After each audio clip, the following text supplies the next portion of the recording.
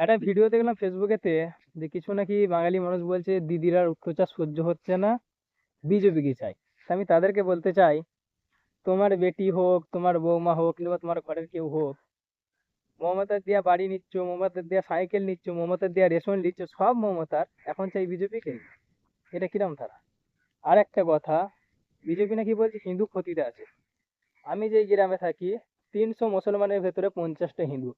আমরা যদি চাইতাম তাদেরকে মেরে ধরে তাদের জমি জায়গা গাড়ি ফাড়ি সবই নিয়ে নিতে পারতাম। তো একবার যে জিজ্ঞেস করে এসো দেখিনি, যে কারোর সাথে এরকম কিছু হয়েছে নাকি কলকাতার ভেতরে। কারণ সেখানে দিদির পাওয়ার আছে, দিদি নিজেরটা দিয়ে অনেকটা দিয়ে কলকাতাকে বাঁচাচ্ছে। তো আমি তো এটাই বলবো যে বিজেপির মতন একটা পার্টিকে এনে কলকাতাটাকে নষ্ট করো না। আর বিজেপির লোকরা যেই রাজ্যেতে এখন রাজত্ব করছে, যে জায়গায় তারা রানিং পার্টি রয়েছে, সে রাজ্যগুলো একটু নজর দিয়ে দেখো দেখি। তোমার বেটি, তোমার বৌমা, তারা যে স্কুল যে যাচ্ছে একটা গ্যারেন্টির সাথে যে হ্যাঁ তাদের কিছু হবে না, সেটা বাকি রাজ্যগুলো একটু ঘুরে দেখে আসো দেখিন। দিদি নিজে নিজে এতটাই রুলসটা কড়া বানিয়েছে যে কলকাতা শহরে কারোর সাহস নাই যে এরকম তারা কিছু একটা করবে। আর একটা জিনিস, তোমরা কোন পার্টিকে চাইছো?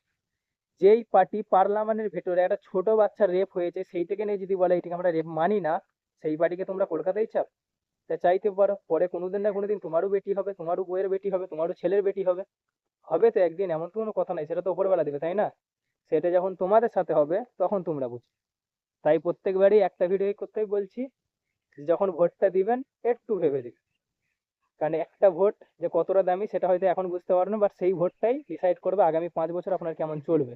তাই ভোট দেওয়ার আগে ভেবে নেবেন যে আমি কোন পার্টিকে দিচ্ছি এবং সে আগামী 5 বছরে কি করবে।